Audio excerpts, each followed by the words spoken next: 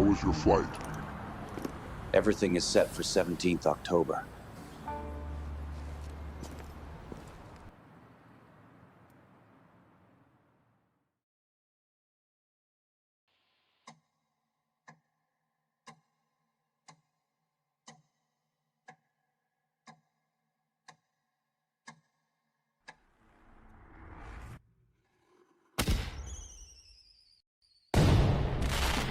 October 1964, the dawn of independence. Zambia, formerly Northern Rhodesia, bursts into celebration. The air is thick with song, drums, and the rhythm of freedom. The Zambian flag is raised for the very first time, and the people dance, not just for a nation reborn, but for the promise of a future they've long been denied. However, beneath the euphoria lies a sobering reality. Zambia has been born into a storm.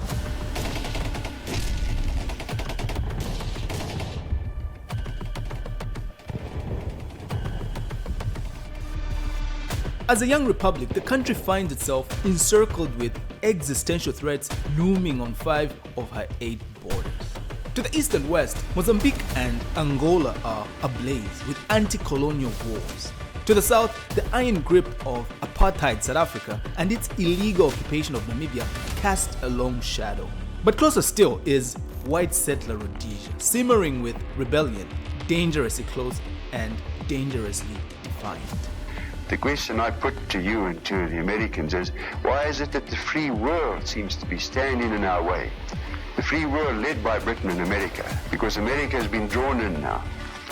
I wonder why they are trying to trip us up and prevent us from achieving this almost ideal situation where we can prove in Rhodesia that the white man and the black man can go on living and working together in harmony for their mutual benefit in this part of Africa.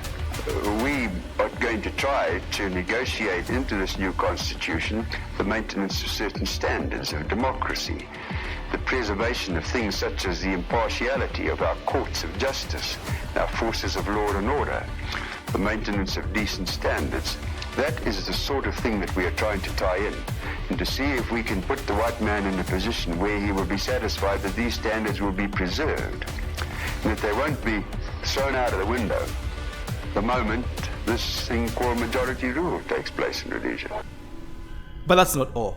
Beyond the continent, 2 superpowers draw even closer, each vying for influence and each determined, as it were, to shape the very soul of Southern Africa. This is everything we have on Lusaka.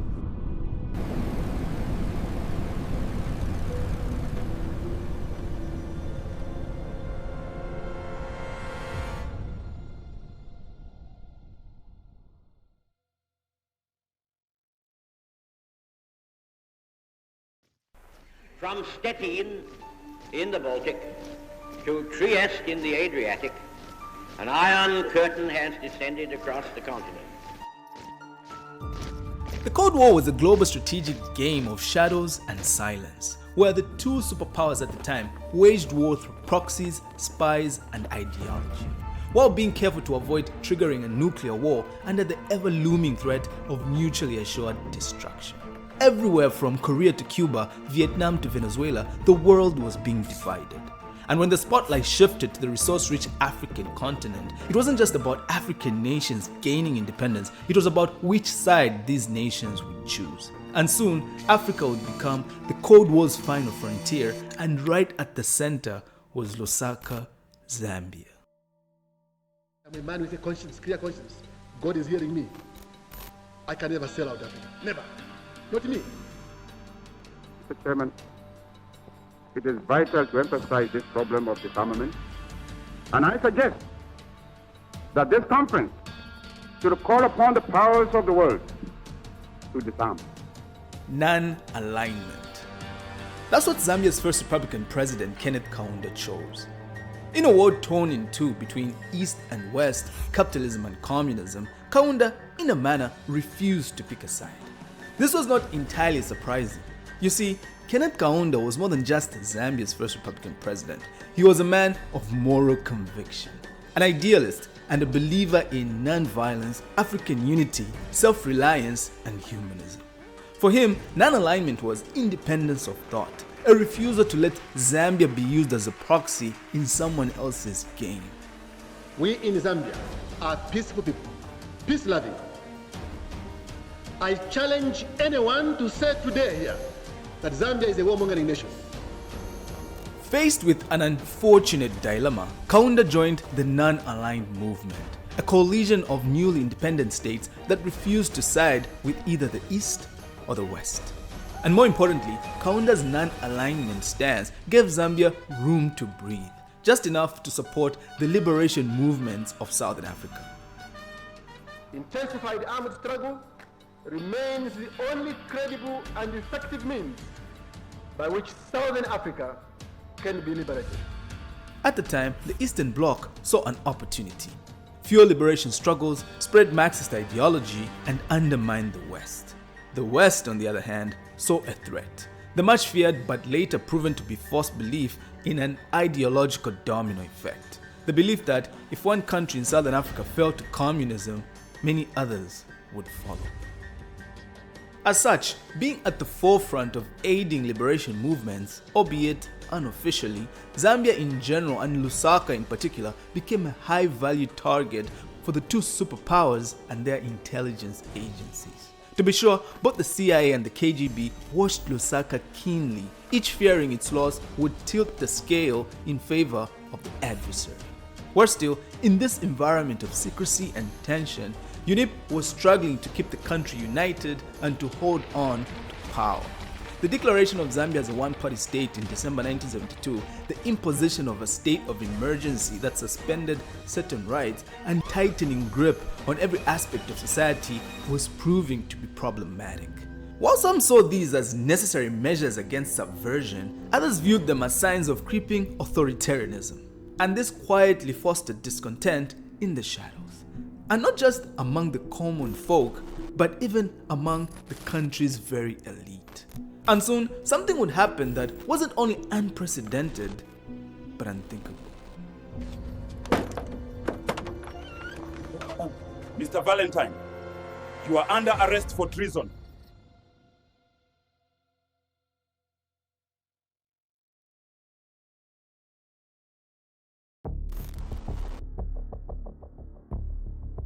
The plot was bold, deeply entrenched, and highly sophisticated. This wasn't just a regular rebellion, it was a conspiracy from the very top. It was allegedly led by Valentine's Musakanya, a former secretary to the cabinet and governor of the Bank of Zambia. Musakanya, an outspoken critic of Kaunda's one-party state, was said to have been introduced to the conspiracy by Piers Anfield, a lawyer who had previously defended several opponents of UNIP, including Alice Lenshina and Simon Kapwepwe. According to the Musakanya papers, the plan was as follows. Brigadier General Godfrey Mianda, once military aide-de-camp to Kaunda himself, would mobilize military support and divert weapons meant for Zimbabwean liberation forces. Air Force Commander Christopher Kabwe, who was Kaunda's pilot, was tasked with rerouting the president's aircraft mid-flight to a designated location where he would be forced to surrender. Deogratis Siamba, a Congolese exile with military experience, was to coordinate the foreign forces, while business figures like Elias Chipimo, chairman of Standard Bank and a friend of Musakanya, publicly condemned the one-party state, statements which Kaunda swiftly linked to the unfolding plot. Simple, but not easy. Everything was set for 17th October 1980. But despite the detailed and careful planning, the plan failed. There was a gang here of foreigners that was preparing to topple this government, and that this gang was hired by certain Zambian elements. Thanks to the really extremely effective and good work of our defense and security forces,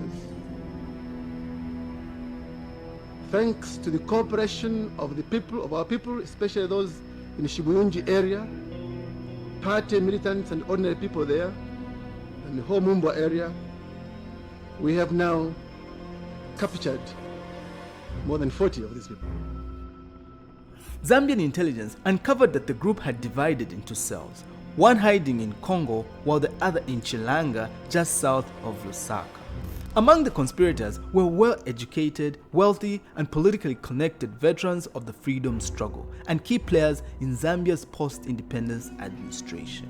They were arrested, tried, and in January 1983 sentenced to death, but later pardoned and released in 1990 amid political reforms. But the 1980 coup attempt was more than just an isolated act of treachery. It was symptomatic of something deeper. A deeper truth that Lusaka in those days was more than an ordinary capital. It was a high-stakes arena where both local ambitions collided with the agendas of global powers. And almost before the dust from the coup plot had settled, another storm broke. And this time, a spy scandal, one that shook the streets of Lusaka and sent shockwaves all the way back to Washington.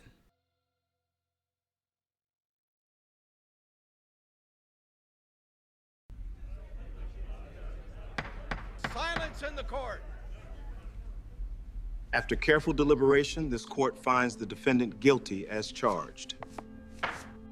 It's June 1981 and Zambian Foreign Ministry official Webster Kai Lumbwe has been arrested.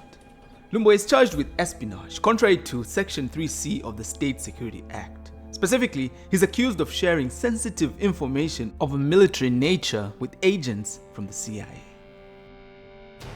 Webster Lumbwe is said to have joined the Zambia Security Intelligence Service as an intelligence officer in February 1971 at the age of 20.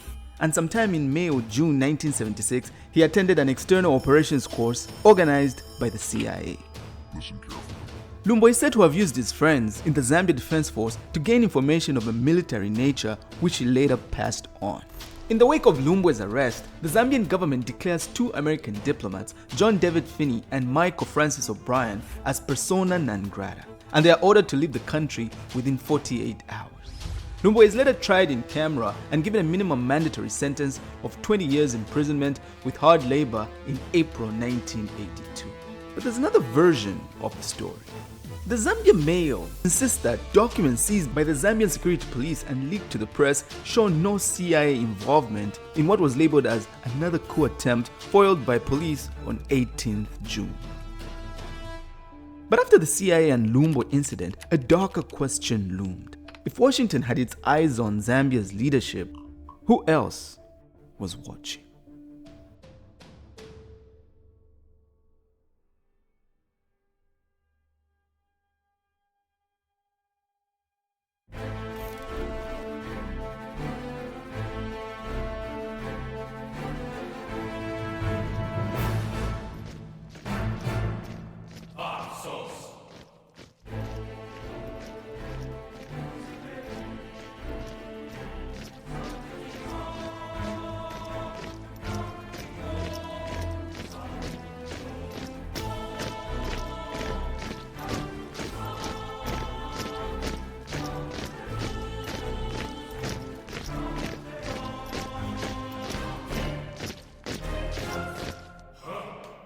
The Committee for State Security.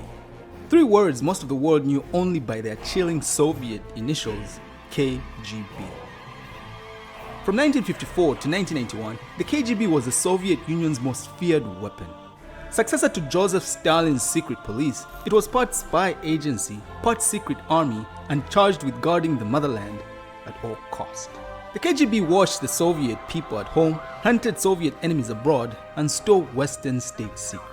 Where the KGB moved, it moved silently, leaving only whispers behind. Everywhere, including Lusaka. In the late 1900s, the KGB's most formidable figure in Lusaka was Vasily Solodnikov. On paper, Solodnikov was a respected professor of African studies, a cultured academic who spoke with warmth about liberation and solidarity. But more than that, Solodnikov is believed to have been a superior KGB agent with the equivalent rank of a major general. To be sure, Solodnikov was no stranger to Africa's liberation leaders. In Moscow, he had taught young revolutionaries from across the continent, including a rising Zambian diplomat named Vernon Mwanga. In 1965, only a year after Zambia gained independence, Mwanga, at age 21, was appointed Zambian ambassador to Moscow. where it is believed he had met with people like Solodnikov. And thus, by the time Solodnikov arrived in Lusaka as Soviet ambassador, he knew the region's political current better than most of the African leaders. His mission was precise: strengthen Soviet ties with Zambia, nurture liberation fighters from the ANC, SWAPO, ZAPO and their allies, and keep the CIA, MI6 and apartheid South Africa from gaining the upper hand in the region. From behind embassy walls, he orchestrated meetings, channeled support and cultivated trust. But the KGB's game in Lusaka was never just about helping freedom fighters. It was about ensuring that when Southern Africa's wars ended, the flags flying over their capitals leaned towards Moscow and not Washington. But Solodnikov was not the only high-ranking foreign agent in the city. The US had one of their own elite in play, Frank G. Wisner Jr., whose father, Frank G. Wisner Sr., was one of the founding officers of the CIA and a key architect of its covert operations during the Cold War. Wisner Jr. was officially a polished career diplomat, but in Lusaka, his name carried another weight. In Lusaka, Wisner became Washington's point man for Chester Crocker's conservative engagement strategy. He built a working bond with President Kenneth Kaunda, repairing US-Zambia relations in the uneasy aftermath of the 1980 spies scandal at the American embassy. By 1984, efforts paid off, as Wisner helped bring key players to the table for the Lusaka Conference, where the wars in Angola and Namibia were confronted by negotiation. It was diplomacy on a knife's edge. Part peace mission, part power play in the Cold War's Southern African theater. I welcome you all. This is an important and courageous step forward to the last kilometer on the road to independence of Namibia.